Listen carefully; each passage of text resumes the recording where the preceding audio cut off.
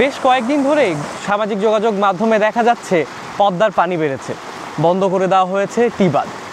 এটা কি আসলে রাজশাহীবাসীর জন্য একটি আতঙ্কের কারণ? পদ্মার পানি বাড়লে কি সত্যি ডুবে যাবে রাজশাহী শহর? পদ্মার তীরে লালন শাহ মুক্ত মঞ্চ এলাকায় দোকানপাটে ঢুকে পড়েছে পানি। দোকানিরা সরিয়ে নিচ্ছে মালামাল। মেলা জোনা দোকান করছিল, তারা বসে থাকবে, তাদের এটাতে রুজি রুটি চলে।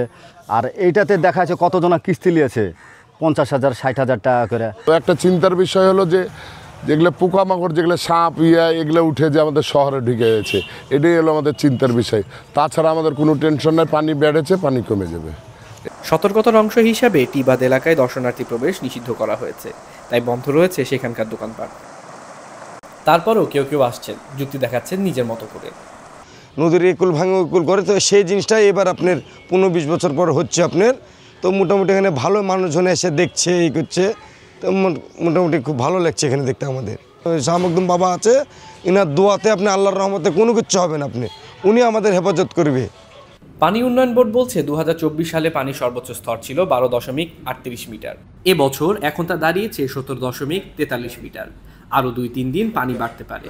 বর্তমানে আমাদের কাছে যে 5 দিনের প্রেডিকশন আছে, সেই প্রেডিকশন অনুসারে আমরা আগামী 3 দিন পর্যন্ত পদ্মার লেভেল অল্প অল্প করে বাড়তে পারে, স্থিতিশীল থাকবে, এরকম একটা আমরা প্রেডিকশন পেয়েছি। ভাঙার আপনার সম্ভাবনা যদিও কম, তাও আমরা একটা সতর্কতামূলক স্টক রাখতেছি। যদি কোনো প্রকার আসে, ভাঙার প্রবণতা আসে, তাহলে আমরা সেটা ইউজ করব। দুর্ঘটনা ঝুঁকি এড়াতে দর্শনার্থীদের পাশাপাশি নদীর তীরে বাসিন্দাদেরও সতর্ক থাকা, বিশেষ করে শিশুদের নিরাপদে রাখার জন্য আহ্বান জানিয়েছেন পানি উন্নয়ন বোর্ডের কর্মকর্তারা। আলামিন মাহি, স্কাই বাংলা, রাজশাহী।